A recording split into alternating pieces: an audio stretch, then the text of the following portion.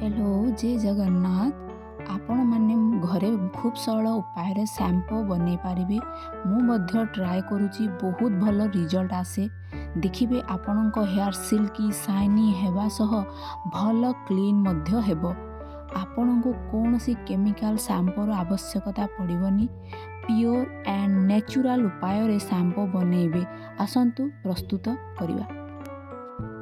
प्रथमे मेथी गोटे चामच नेबा तापरे हरिड़ा बाहड़ा सिकाकाई रिठा आउ अँला नेबा तापरे इथिरे गोटे कप पानी दे याकू ओवरनाइट पई सारा राति भेदिबाकू दबा।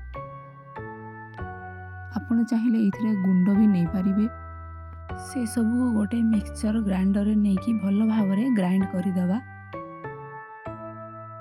आपण चाहिए ए पेस्ट को 15 मिनिट 20 मिनिट बा अधिक समय मध्य रखिपारे। किछि समय पर स्काल्प को हल्का हल्का मसाज करी ताकू धोई नेबे। शैम्पू कर सारा पर गोटे मोटा टावल रे पोछि नेबे। चुट्टी संपूर्ण रूप से सुखिला पर जाई पानिया रे कुंडेबे नहले कुंडेबे नहीं। Thank you.